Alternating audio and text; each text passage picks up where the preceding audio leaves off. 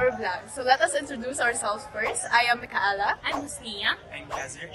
So I'm sure that you're wondering how to spend our money and how to save money, of course. So paano nga ba tayo nagsisave, guys? Mali ako! So how do you spend your money, guys? So for me, I don't usually spend a lot because I don't have that lot of money. So, yun. I should put limits on my spending. For me naman, I don't usually spend money. I usually save money to buy things that I really want in the near future. Okay, so life is full of choices, especially with our finances. And then, that is why it is most important to know how and where to spend our money. According to at your study, usually students struggle budgeting and often overspend on things that they don't really need. Some people even get scammed online because of lack of financial awareness. That's why in this video, we will share tips and strategies on how you can spend your money. Stay tuned because this vlog might change the way you handle your finances. We will guide you and give you helpful advices or strategies to handle your finances well. Well, Hi guys! We're going to ask those students na paano nga ba mag-save? Kasi for sure you are looking for this video kasi you want to know how to save. Also, as a student, we are going to like tanong-tanong kung ano ba talaga at paano. Kasi for how many expenses a days natin for daily, makakapaisip ka talaga na paano nga ba? Diba? Diba? Walang duwag sa ating lahi. Matatatang tayo lahat. Okay, let's go! So, maghahanap tayo ngayon kasi yung ating mabibingwit na participants. Hello po! Hi, ate! So, i-ask muna natin if okay lang ba na i-take natin sila ng video. So, okay lang ba? Wala kayong magagawa! Okay. Mag-ask lang ako kung do you save money ba? Yes. Okay. So, both kayo nag-save ng money. So, can you tell our viewers kung paano nga ba mag-save? Kasi for sure, confused yan sila. Siyempre, first of all, dapat mabalaan mo if para sa diin ang money na spend mo. Siyempre, you have to allocate each parts, diba? For example, food, pila ang gasto mo da, transportation, pila ang gasto mo da, para makasave ka. Para if ever kailangan mo sa emergency fund, may magamit ka. Ang ganun. Ikaw? Like, paano mo siya, paano ka mag-save ng money? Wala akong galises. Like, for real? Every day? Hindi, dapat kunwari ang baon mo a day is 200. So, wala akong kaon merienda para pagkabuas may arap basang bilin niya kwarta in case wala sang balon na mahatag ang parents. Siyempre, sa subong damo events, so damo man balaydan. So, dapat mag-save food ta. Kaya kahuluya man mga yun. So, ako to siya, guys. Thank you! Thank you so much! So hello everyone. Today I am going to interview Miss Regine Labadia. So my question is, many students nowadays struggle with budgeting or overspending. What do you think are the common reasons for this, and have you experienced this yourself? Yes, personally. And I think the reasons why people tend to overspend their money is because of peer pressure.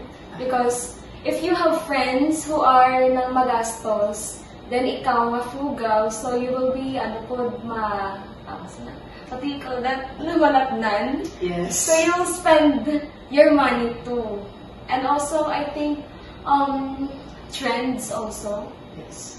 Because you want to nang makisabay sa trend, so you will also buy that thing one. Okay. So all in all, I think all of us experience that too, also peer pressure. Okay, so thank you. So now let's talk about spending. Do you think you're spending wisely, or do you sometimes find yourself overspending? And what are the things that you usually buy with your money? For me, I like to save, but however, I do sometimes overspend. And I really mostly bought about is food, mostly food. And other stuff are mostly unavoidable. For example, like assignments, you need papers, and specialist research, it is very hard. Yes, I feel you. It is very hard, so it is unavoidable. So I really tried nga my spending will be under 500, but I really cannot go over. Yes, I tried, but it's unavoidable, especially since there's a lot of things to spend. Okay, as a student, how do you usually budget your weekly allowance or baon? Do you follow a specific plan, or is it an as-of-needed approach? As a student, I budget my allowance by ginalista ko ang mga tanan ko mga ginapangkas ko, tapos minalantaw ko kung tako bang nagasukso, kung gamay lang. And wala ko may ginapalo nga specific plan.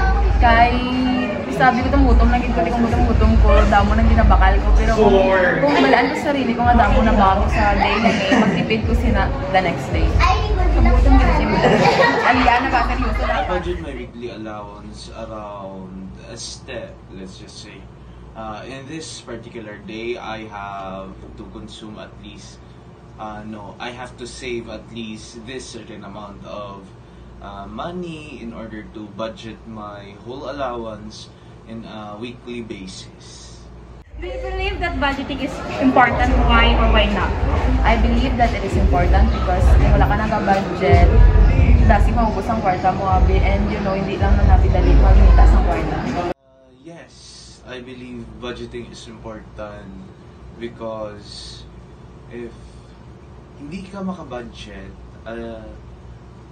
basically, hindi mo ma-predict kung anong expenses na kailangan mo at the end of the week, at the end of the month, na yung kailangan mo talaga, yung need na consumables, yung mga importance. If hindi ka marunong mag-budget, or if hindi importante ang budget, you always buy what you want but you don't get what you need.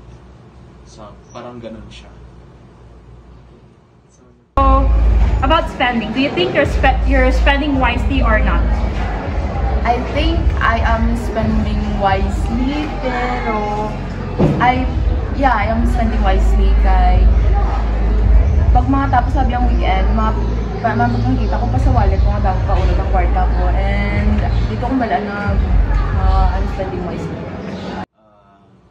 Truth to be told, I actually find myself spending too much because hindi naman natin ipagkakaila na may mga gusto rin tayong bilhin, may mga gusto tayong i-consume, like parang gusto natin i-treat ang self natin, but importantly talaga, kailangan natin mag-budget because like I said kanina, may mga hindi tayong ma-predict na expenses, kaya kailangan natin i-budget because much important ang needs kaysa sa wants.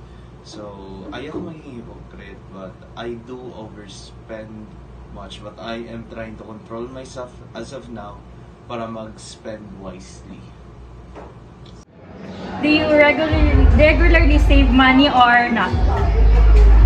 For now, I am not saving my money. Ang ginaputang ko lang sa wallet ko, and ginalantaw-lantaw ko na ang hinaisip. Of course, I do save money because as of now, money is important, especially that I am third year, and third year education, basically in the third year education, we do our thesis in third year. So I do save money in case that I have urgent expenses that needed to be taken care of, because it's actually very important for me to save since thesis is actually very expensive. So that's that. Aside from getting an allowance for parents, have you ever tried earning money from other source? Once during new week, kay itong abe, diba, may ginapay mga props sa ato ng class, and may nag-chat sa classroom namon kung sino pang wala na kayo sa mga props, tapos kung sino pa may extra ka nung bayad daw sila. Di ang mo ito ko tong chance nga itong himo ito siya nga business ba, and ang nakulay ko dito nga ng kwarta kay 1,600. Yeah. Speaking of earning, there's also idea of investing. Do you think it's important for us at young age to learn about investment? Why or why not? It is important because kung early ka nag-start investing, mas dako ang makakuha mo dito. Actually, yes. Let me give you an example. As I learned to invest when I was young, when I was 14, because my parents taught me how to invest, because as I quote, money is important. I mean, we cannot ignore that. Money is really important.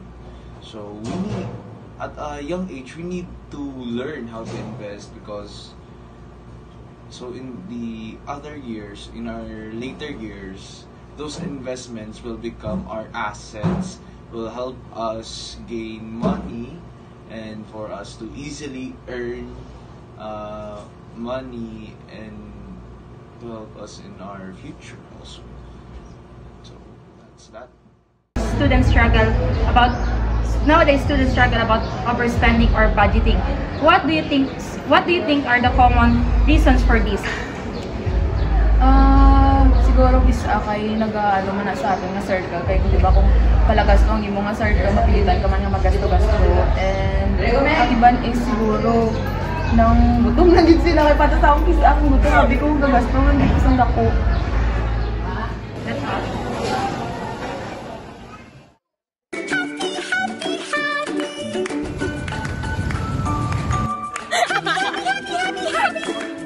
Spend my money, I will know first my needs and not my wants. I will make a list of the things that I need to allocate my budget in each. Then after that, I will track my expenses to avoid overspending. Then I will, the excess of my money, then I will put it to my savings. Saving is not that easy. We all know that. Sa lahat ba naman ng expenses that we encounter in our daily life, we tend to think of saving? Ikaw, nakakaisip ka ba ng saving?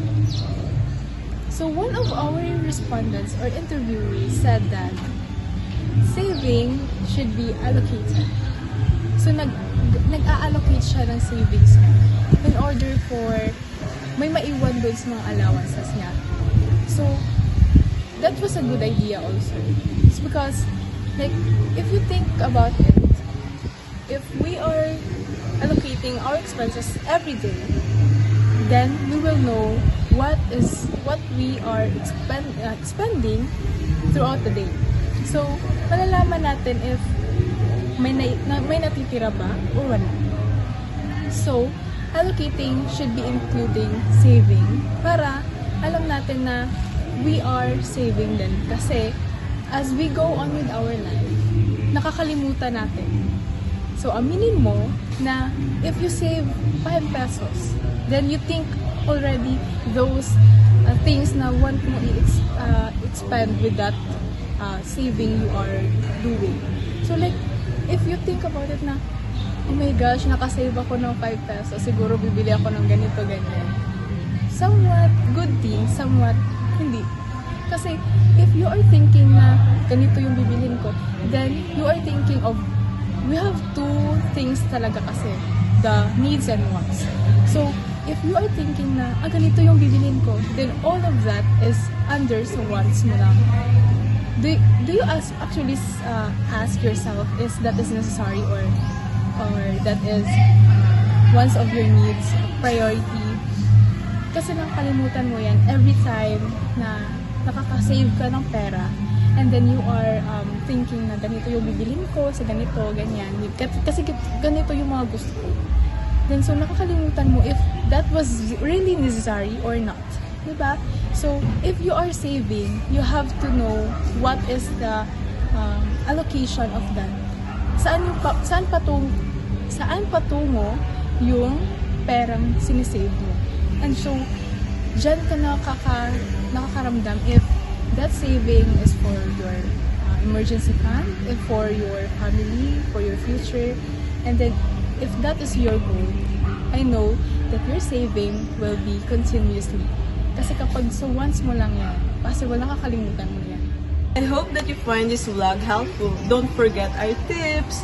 Please like, share, and click the notification bell. Thank you.